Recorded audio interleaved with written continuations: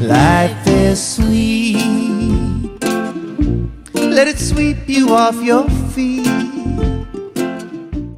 Hi, this is Allie and Find Your Joy, and I'm very excited. We're starting again. Now we're on part two with the fabulous, the wonderful Auntie Kate. And she is a marvel. She is a wonder. The magic that is me. That's right. I'm going to because I do not want to at any time here forget to share with the listeners some of the amazing things. Now, we have traveled to Hawaii together, and I would just like to go on record that if you go to Hawaii with Kate, she makes you learn Hawaiian, first of all. And I don't even just mean the cultures. By the time you finish it, she's going to make you say the words. Well, you gotta know where you're going. And it's okay because of my whole brain thing. Nobody expects me to remember. David did quite well with it. So that's quite spectacular. You'll also, if Kate is your friend, there will be many ways that you're blessed by her incredible knowledge and passion and the way that you share it. And what I'm going to share is just a very brief story. And then I'm going to ask you to share what you did. You and I were going for a walk one day. There may or may not have been a stop along the way, and there may or may not have been some libations involved. And oh, say it isn't so. And then from that, we decided to go and visit my mom, who was still living, and she was in a complex care place at that time. She was her Parkinson's and dementia had progressed to that point. But that isn't the part of the story that I wanted to share. So we sat down with my mom, we sat around and we sang songs and we had fun, and mom had some Kahlua there, and we were having Kahlua with her, and we were having a wonderful time. And then you gave my mom a Hawaiian blessing. And it was so beautiful. And then when my mom passed, and at her celebration of life, you came and shared that Hawaiian blessing. And I'm going to tell you first that when Kate enters a room and she's about to give a talk, and she enters with something like this, it is so powerful. It just shakes you to your core in a very beautiful way. And I'm going to put you on the spot a bit here and ask if you would be willing to share that, or at least we'll chat for a while and you can warm yourself up and move into it later, but that's your call. Well, it's not so much a blessing as it is a welcome. Okay. Which is a blessing in its own way. It says that this is the sight for which I have longed, and now that you have come, love comes with you. Look upon me graciously with love. And it goes something like this. Oh, no, naita halame talehua. He halelehua no ya natano. Oh, taunuia ya no ine aneho yo tati mai. Hiki mai no to hitipu no me telo. Aloha, aloha, aloha.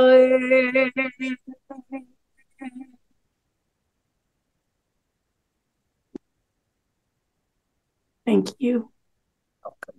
Thank you. Mahalo. Mahalo, my friend. Welcome. And I think that one of the things about that's just so much a part of who you are. This is, we talk about finding our joy. The thing that where you find your joy is so much in your heritage, in studying it, in sharing it with your nieces and nephews and those that are coming behind you, so that they will understand it. But when you when you speak those words, when you sing that song, when those phrases come out, it's so it's very, very powerful. And I know that more than once I've been in a room when you've done that, and there's not a dry eye in the house, let me tell you right now. It's not supposed to make you cry. I'm supposed to welcome you. It touches our hearts. It touches our hearts. And I think that that your deep connection and your deep passion with it is part of what, they're tears of joy. There's no sadness involved. It's it just feels I feel honored to be in the presence of that. Oh, wow. Oh, thank you. Yeah, that's what it is for me. And for those who have shared with me after you have shared something like that, that it had a large impact on us. Well, I think I remember it was Christmas time one year. We were having a Christmas pageant. Everybody had to bring some sort of talent, something. So Yes. song, dance, a little seltzer down your pants, whatever. And I thought, oh, what a cop out, because I put on my muumuu, and I think I had a hakule on, and I came in and I did the chant, and then I told a bit of our history, and I thought, what a cop out.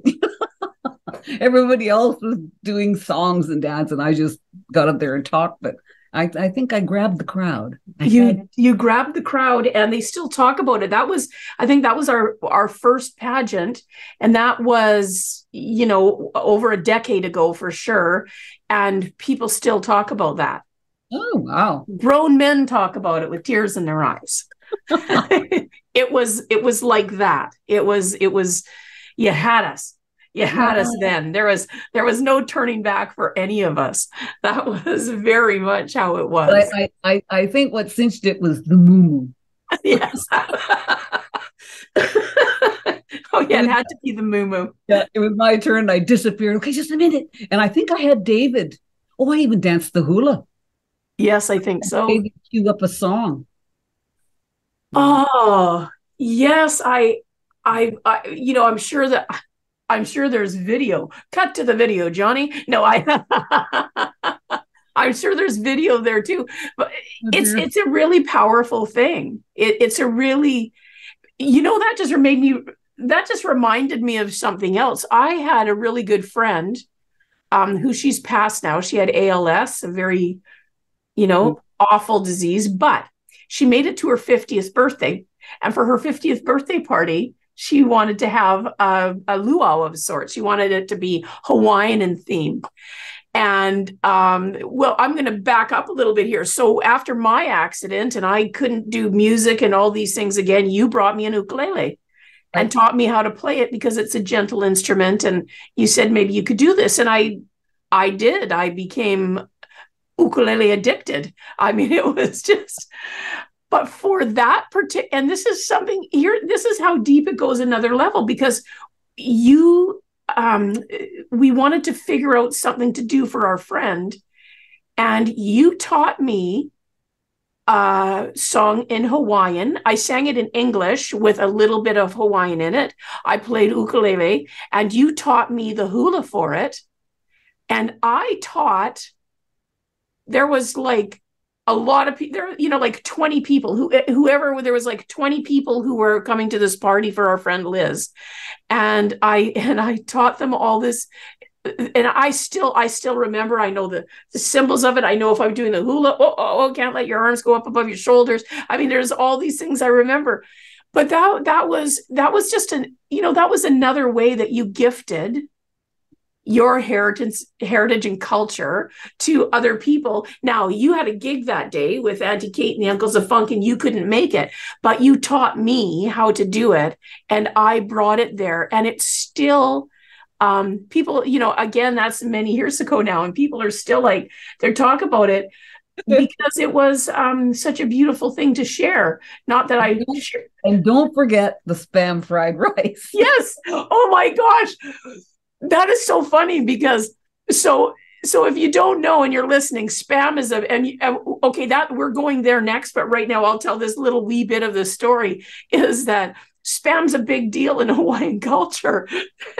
And so when we're going to this Hawaiian thing, Kate says to me, well, you can't have a Hawaiian party without spam fried rice. And I thought, spam fried rice, dear Lord, what is that?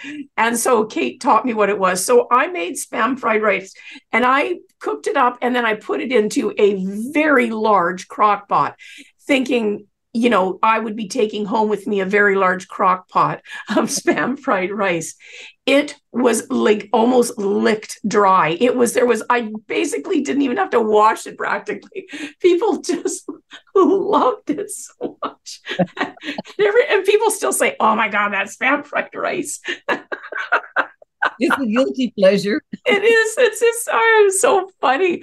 So you know, your family, one of the many things that the fabulous Roland family does. Tell us about your your spam nights, all things spam. Tell us about that. We had a spam cook-off one time. Everybody was going to bring their own spam dish, right? Yeah. And then we would vote and see who had the best dish. But then I started thinking about it. I thought, if everybody brings a spam dish, that's like 7 cans of spam. We pared it down and we drew names out of the hat, and 3 people would bring a spam dish. And I made musubi, which is, it's sort of like, it looks like sushi.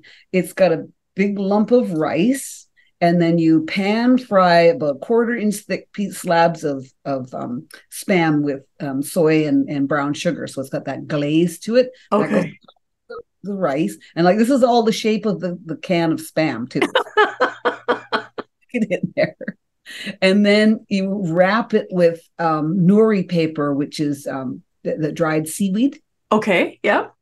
A strip of it, and you wrap it around. So it looks like this little piece, or little, it's a size of a can of spam sushi. So I made those, and I gotta say, I won hands down. It's unfair because it's a real big dish in Hawaii.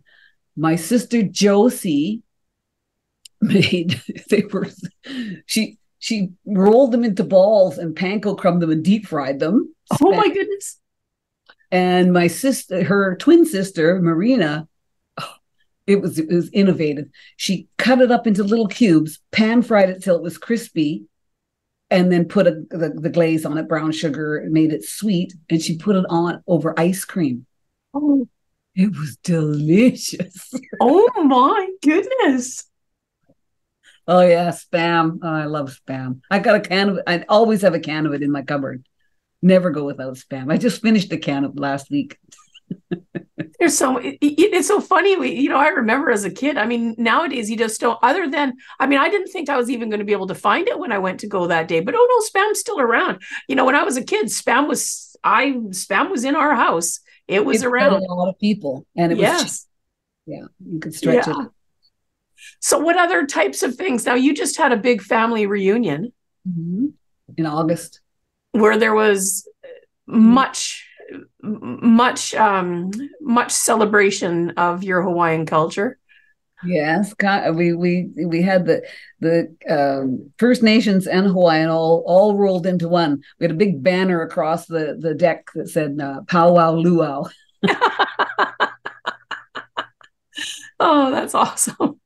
Yeah, mostly I dealt with the family history stuff, so that there was over 120 people there, I think, over 100 anyway. And so a lot of them were coming to me, how we related, again, it's like the Uncle Paul syndrome. We used to go back to him and ask him, so Uncle, how are we related to so-and-so? And he'd roll his eyes and he'd say, I told you. And then he'd start at the beginning again and tell the whole story.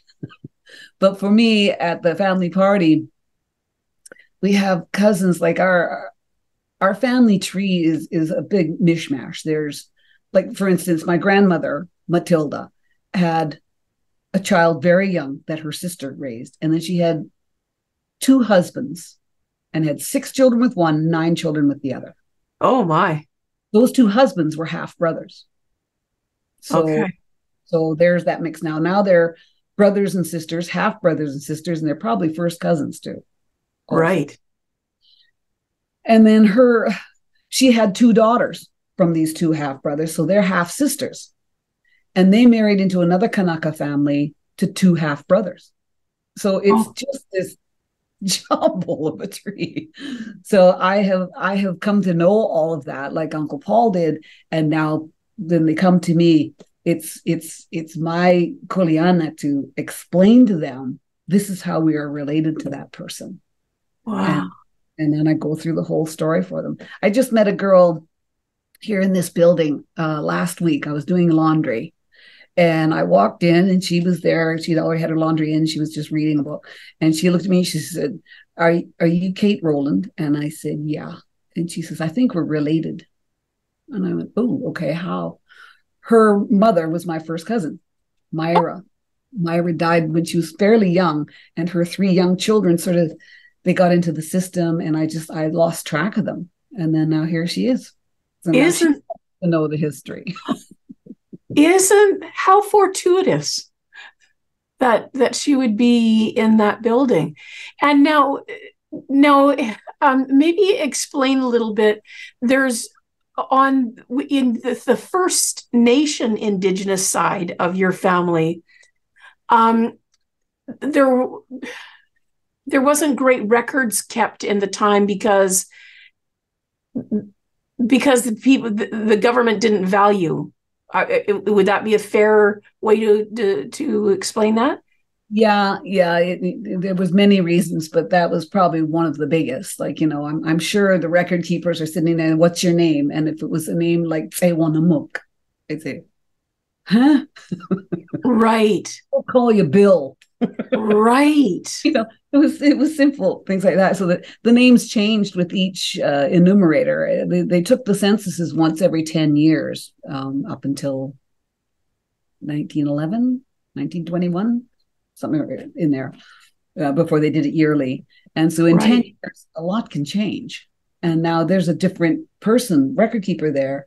So they're starting from scratch. Who all lives here? My uncles are... Jimmy was my grandfather. Okay, my grandfather, my great uncle in 1911 were enumerated twice on the same census because they were in Nanaimo. Oh, geez. They first got, or actually here on Salt Spring, or over on Salt Spring when they first, and then by the time they'd gone to stay with their grandparents on Main Island, now the enumerator's coming through there. Who's here? So the record keepers of the day, or the records themselves, are it takes a lot to wend your way through them and see and notice things like that. Well, that's the same family. They've just moved locations. If they came along through, my grandfather lived on Portland Island, great grandfather with my grandmother Matilda. Portland Island is just out the mouth of Fulford Harbor. So if you go between Swartz Bay and Salt Spring, it's about halfway. By Piers Island? Well, from Swartz Bay, you hit Piers Island, then Portland Island, then into Fulford Harbor. Oh, okay. So if the record keepers came through then doing the census, and you weren't home because they traveled, they did crabbing season up on Hornby Island. They would pick berries down in Lummi, and they would do fishing up the Fraser River. So they weren't always living at home. Right. If the guy came along to see who lived there and there was nobody home, you didn't even get enumerated. He was just not on the list at all. Okay. So that makes for many reasons that there's challenges in that, especially generations later, for someone who's trying to figure out, trying to put the timeline together. Right. Everything that is recorded, whether it's written in a memoir or a census or a birth or death registration, all that stuff you can put together like a timeline. You can see they were here in 1881. They were here in 1891. So you can put that timeline together. And then the oral history, for the most part, will tie that together. But there's always these gaps that you sort of have to speculate, like, what were they doing? Where were they? Were they there and they just got missed out on the record? Right. And the names were changed. Oh boy, the First Nations names. I have no idea who my great grandmothers were. They were Native women, Indian women, but they were given names. One was called Annie Fisher. One was called Catherine Brown on my dad's side of the family. And that's just the name that they gave them. Right. They just, for whatever reason, that's what they chose because it worked for them. But whoever was. Yeah. Fisher, her father might have been a fisherman. So we're calling you the Fishers. Brown, there's a family on Cooper Island. They were named Brown because their skin was brown. Right. Simple as that. But then you have to, as the researcher now, you have to go, okay, that's not the right name. But then you look at all the other names that are enumerated with them, or the family that was in the house before them, and then them, and you go, okay, that's the right people. They're right. Something else. It's quite a web to try to. It's why this is like 10 strings of Christmas lights shoved into a bag. Where's the beginning? Where's the plug-in? Yes. How do you unplug them so that you can separate them and then put them back together later? Like the similarities are quite bizarre, actually. But that's a lot. Yeah, that's probably the main reason why I've chased down my Hawaiian roots, because I know a lot about them. Right. All because of my grandmother talking to Uncle Paul. She told him everything she knew, and it all stemmed from her family line, which was the Hawaiian end of things. She did not know her mother, her Indian mother. She either died when she was very young or in childbirth. That's, again, oral history. So she didn't know her at all. So she had nothing to share there. But she knew her father. She lived with him on Portland Island. She spoke of his father, John Cox Nalkana. She spoke of him. She called him the old man. She spoke of him, or old Cox. And that's before we knew that they called him John Cox. So we thought, oh, interesting.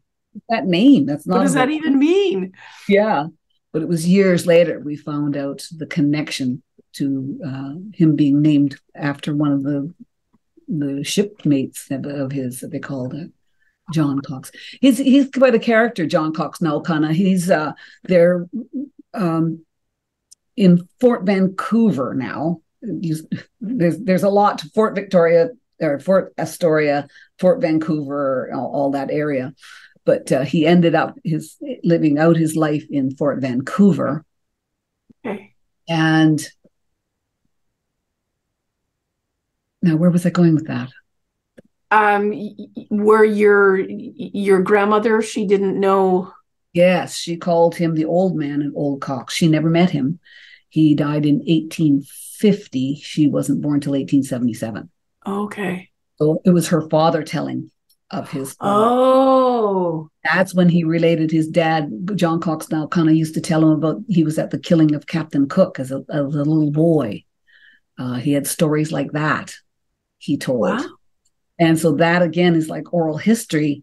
But when you look back into the history of it, he could have been there. He could have been there. To sort of go, a friend of mine, I'm like an armchair genealogist. I didn't take any courses, and I don't understand the DNA and all that. But I've had people who are genealogists. They talk about these things, that there's this preponderance of evidence, which just means that what you do know has to become like the main source, because a lot of it wasn't written down. Oh, okay. So with this, with the stories from John Cox Nalkana, that's sort of your preponderance of evidence. We're told he told those stories that did actually happen. So chances are he was there. Right. Yeah. Wow. It's a lot to go through, and a lot to try to sort out exactly what matters and what's truth and what's a myth, and maybe a myth is truth, and that we don't know enough about yet. Well, that's right. I put together the timeline, and I've searched for years and found dates and names and where everybody was at what time, and then you find these gaps. Okay. So now if there's no oral history regarding those gaps, it's sort of like, okay, what was happening around them at that time? Mm-hmm. Pig war happening. Was they draw the border through the Gulf Islands and the Samoas? You find out those sort of things, and then Right. you have to sort of make the story fit. And that's where it could be gray area, because you don't have any proof of it. All you have is how it fits into the timeline. It's a lot. So it's a lot to try to sort it out. I get that. Like, just the very tiny bit that I found out about my family, I've got very excited when I did, because it was a gap that no one else could have filled in for me. Right. Right. So and how much have you sifted out in your many, many trips to Hawaii? Was there more that came to light for you? Like, we're going to Scotland in May, very excited about that. But were your trips to Hawaii, that there have been so many of, was there more information that you were able to find out in some of those? Was that helpful? It was, but a lot of it I already knew. Mm-hmm. And then there was the family, the Naukana family, who sort of, we decided to become family, but there was really no documentation to put us together. Right. They had a great uncle or a great grandfather, something, who disappeared in the 1800s, with the story saying he'd gone north. And then our guys up here didn't go back. So it's sort of like, well, right. And as I said, the indigenous people traditionally have like one name. Right. So it's not as if you have the whole family of Smiths. Naukana was sort of a standalone name. When it became a surname, of course, then we have the Naukana families today. But back then, that far back, no, if it was Naukana, it wasn't like, oh, is that his uncle or his brothers? No, it was Naukana. So how then did people identify a family? So that's interesting that you're saying that. So would it be, and I'm so sorry, I can't remember. You've just said the name of the twins, and that the one twin was your third great grandfather. But like, how would it go? So if a person had somebody had 6 kids, yeah, and you're going to identify that those 6 kids come from Naukana, or I'm just using that name because it's the only one I can pronounce. Is there a way that they were then somehow identified that way? That's a good question. I don't know how they would recognize the family group without just knowing that they were brothers and sisters. Right. I'll have to look into that. That's something for me to find out. There you go. Yeah, because I just wondered. I mean, there would seem that there would need to be a way to be able to identify that. If say there was visitors coming, and they were to say, who are these people? Well, these are. Yeah. I don't know. But maybe it isn't maybe it wasn't to them. If a lot of the Hawaiian people, when you go way back into their history, their genealogy was passed down through chants. They chanted about the family, so maybe that's how it was not recorded, but I love that. Okay. Well, I just found out that that's how they did it in Scotland. I just, as soon as you said that, I realized I have in my search and the different things that I was doing. In fact, in the Battle of Culloden, when they were speaking Gaelic, however, I pardon my not absolutely sure how to pronounce it because I've been told two different ways, both with authority. So, but going into battle, they chanted. They were chanting and singing all of their ancestors. Now, part of that was the belief that they were calling on the ancestors to help them. So there was part of that, but also who they are, so, and that's what they were. And that was, and I literally found this out like 2 weeks ago, that this was, that it was done in Gaelic, and it was that one would chant, sing of us or whatever it was, and that the British who were coming to to colonize them, and well, in that case they were in a battle. They didn't understand why they were singing, because they didn't understand what they were saying. They weren't singing. They weren't singing like you hear people singing as they're going off to battle or something like that, a marching song of sorts. No, it wasn't that. They were calling on their ancestors.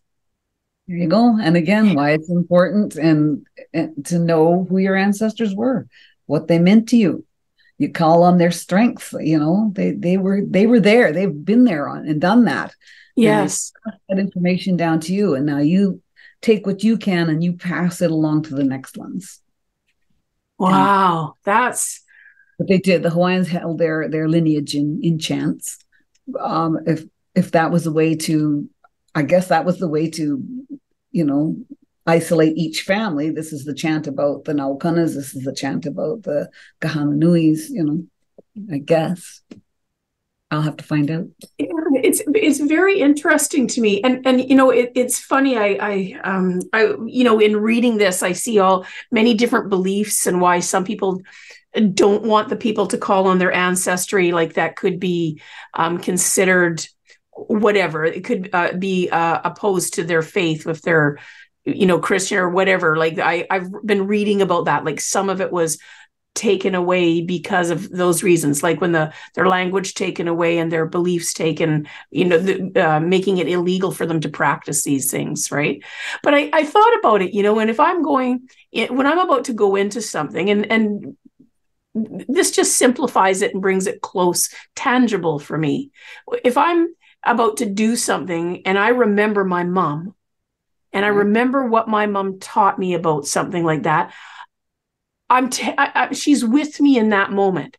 Yeah. It's very tangible. And today would be my Nana's 136th birthday.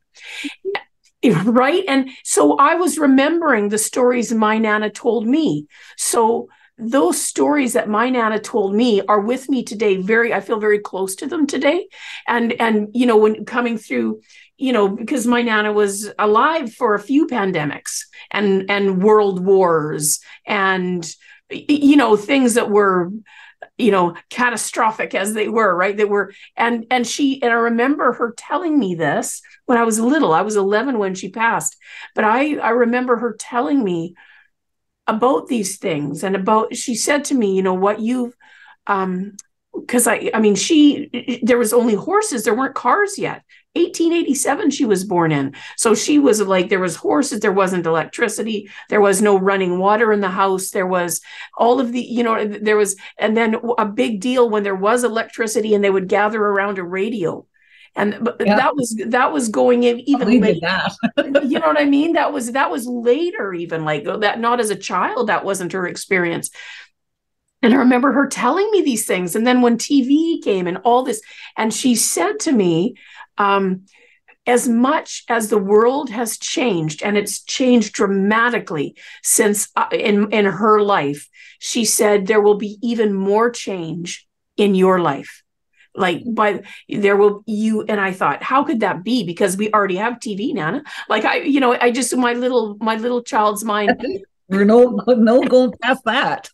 Exactly. My little child mind couldn't conceive of it. And as I was thinking about her today and remembering those words, I thought, yes, Nana, that is so true. And so now I have my mom's words and I have my Nana's words. And so I hold those things. So that helps me to understand when we're talking about the ancestors, that's the strength I'm bringing with me today. That's my strength today. It's okay that my Nana went through this. She made it through that, and my mom made it through TB, and she you know, and she's, and so these things that happen, and then when you know the information going further back, that's the strength that we walk in. Oh, that's deep. That's deep, Katie Cakes. You're getting deep in there. I know. It's like, I got my eye on you. and it becomes exciting and it becomes real. Yeah. Yeah. Our history. It's your history. I remember in school, history was not my thing. I didn't, you know, but then they were, this type of history I talk about, the history of my people, that they were the pioneers of British Columbia before it was British Columbia. Yes. Not taught in the schools. The schools No. teach this part of history. They teach it from, I don't know, from when they built Fort Victoria or something, you know. It'd be interesting to open up a history book and see where they figure the history of BC starts. Right. Mm-hmm. Our guys were long before that. No, I do remember in grade 4. Now grade 4 was, you know, over 50, you know, whatever, 55 years ago or something like that now for me. Good God, I'm old. How did this happen? But anyways, I recall, because it was of interest to me, and we didn't say First Nations at that time. It was Native history. And a chief that I grew up in Coquitlam, and the chief from the Coquitlam band came and spoke to our class, and it impacted me, right? And even the history that we were being taught in school, I don't really remember what it was, but I know that historically TV and Native, like Indian people at the time, was what we were. You know, I was this white kid that felt very detached from all of that. It felt very far away. But this man came, and he was very kind, and he was very well spoken and wise and gentle, and he told us things that all of a sudden, the Indian people that us white kids had only ever seen on TV, and it had been, you know, kind of scary, right? Scary for us. Imagine what it was like for them, but that's another story. But it got really personal and close, and that was my first. Well, no, because my dad worked. He worked doing things for some Indigenous tribes. And I can remember I remember being in the car with him and going to different communities, reserves at the time was what we called them, but the reservations. So I probably had a little bit more experience around it, but I do remember it was grade 4. So if we want to go and research, go look. It was grade 4. Miss Johnson was my teacher. She was very cool. And so we can go research that. If it's still being taught in grade 4, we can, that's where we'll start. I don't remember ever being taught anything about Indigenous people going to school. My brother John once said, when he first was going to grade 1, he said, Dad took him aside and he said, if you don't tell them who you are or where you're from, they can't pick on you. So that was his first thought, that like, oh, maybe we are a little different. Right. Know? But we were brought up in Fulford on Salt Spring Island in this community that was just inclusive. You know, you fit in, don't rock the boat, don't be an Indian, don't be a Hawaiian, just fit in. You're just part of the community, which is what my grandmother and my dad and all my aunts and uncles did very well. It was different back then. I didn't feel like it was any prejudice. Like, you know, we poked at each other for fun, but no, I didn't feel any of that. And my uncles and them, they all got sort of slid underneath the wire with the residential school thing, because Well, Salt Springs is not a reserve. They definitely were not raised on reserve. They were sort of Right. all on their own. And whether they came looking for them, I don't know. But that's when they would play the Kanaka card, Well, we're not Indians. We're Hawaiians. We're okay over here. Yes. So, but in a way, it affected our family in that because grandmother wanted us just to fit in, don't rock the boat, just be part of this community. She didn't teach them the language, Hawaiian Right. or otherwise, and a lot of the customs and things. Those were just like, no, they were put on the back burner. Don't even think about that. They had little bits and things, like we used to be sent out into the woods to pick stuff, roots and leaves and things for poultices and teas and things that we needed. So a little bit of the history or custom would sneak in there, but for the most part, that door was shut. Right. She wanted to keep you safe.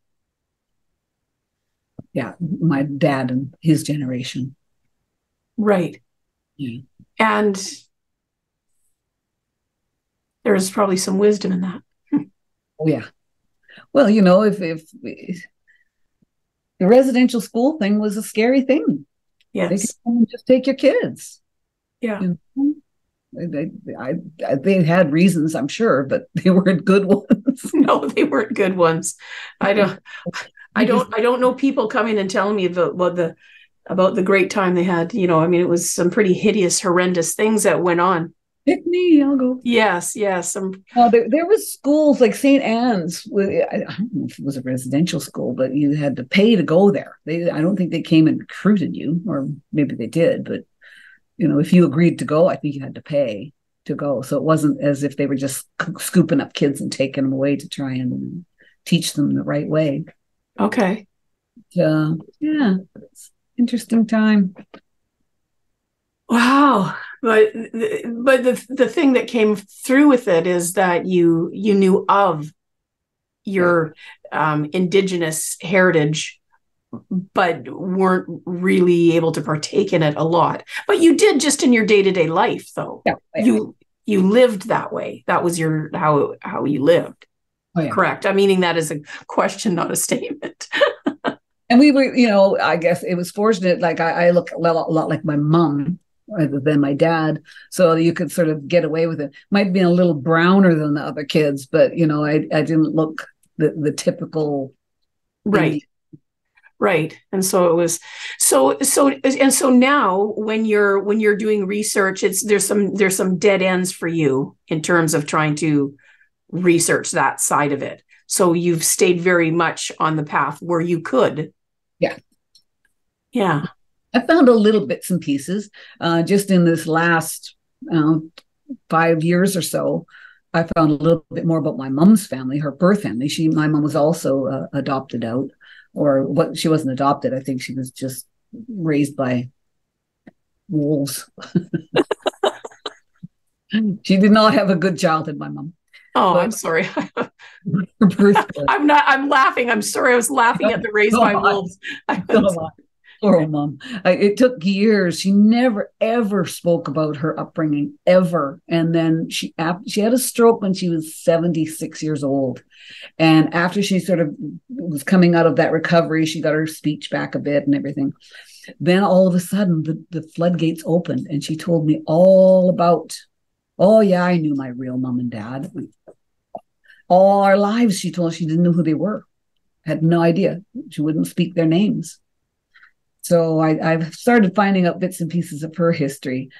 Go back to her great-great-great-grandfather. He was a guy from Fort Langley, again with the Hudson's Bay Company, and he was chief trader there. And he married not one, but 3 Indian women from the Kwantlen Reserve. Now, I don't even know if Kwantlen is a nation still. They've sort of lumped them all together. I don't know how they've done that. Anyway, Kwantlen was the area they were called. And those 3 women, I have a couple of names now, but it's really just a dead end. But James Murray Yale, the guy for the Hudson's Bay Company, I've traced him back to 600 BC or AD or whatever. AD, I guess, not BC. And they were the Yales of Wales. I thought he was born Scottish, his Scottish parents. But when you go back into that history, where were the borders for Scotland and Wales and England? Right. But he ended up being the Yales from Wales. And his uncle was the guy that started Yale University, Elihu Yale. And then there's this Yale Locks, some big company that I knew nothing about. But that was one of his family things. So I'm starting to dig into my mom's roots a bit, but it's interesting. Yeah, it's amazing. Roadblock. The English, won't go back too far with them. That was on my grandfather's side. The Hawaiians, it's an open book. It was all written, so I've got lots of information there. Yeah, and I think once we connect to something, then, like you said, with what is it, 16 great grandparents? I mean, look at the years it's taken you to dig out this one path. The history of one of them. Yes. We all have 16 great grandparents. So if I was to choose another one, how far could I go down that branch of the tree? Yeah. This is why people hire people to do these things. What a good idea. They do. They hire people to do. You can hire someone to do this. So, and it makes sense, so that you could. I mean, if a person had the resources to do such a thing, but wow. Well, Kate, thank you so much. This was there's just so much information. It's just endless. It goes on and on and on. And it just shows a person that if you're interested and you want to find out about your ancestry, there's many reasons why, and there are many resources. Yeah. Yeah. Yeah. It's a journey. It's a journey. Yeah. Well, thank you so much. And is there any last word of wisdom that you'd like to, is there anything that I don't want to be cutting you off here? If there's something that you'd like to be sharing here before I, No, I think we've touched on a lot of different subjects, but no, it's just, I'm happy to learn of my ancestry, and I'm happy to share whatever I know with whoever interested, Yeah. It's all good. Well, we love hearing about it. So thank you so much. And for those listening, thanks for hanging out with us. And I hope that you go and explore a little bit more about where you came from and who your ancestors are, and whose shoulders that you're standing on, that gives you this beautiful view that we all have now. This is Allie. There's good and bad in that research too. You have to be prepared that you might not hear everything. Yes. Yes. Yes. But it's your history. I'm Scottish. I'm finding some things. My gosh. Now I know. Now I understand a little better about who I am and why. Well, be prepared. Yeah, that's right. That's right. Well, that's some sage advice right there. That's some sage advice. Well, thanks for coming out, everyone. And this is Allie. Thank you so much, Kate. I so appreciate you and all that you've shared with us. So this is, what is this again? Oh yeah, find your joy. This is find your joy. Take good care, and do know that you are loved. Aloha kako ma lamapono ahuiho. Oh, I love it. Thank you. Thank you. Bye-bye for now. Bye. Thanks so much for joining me today. If you found a piece of your joy in this episode, I would love to hear about what came up for you, so that we can continue to grow the impact of this show. Thanks again. See you soon. And remember, find your joy.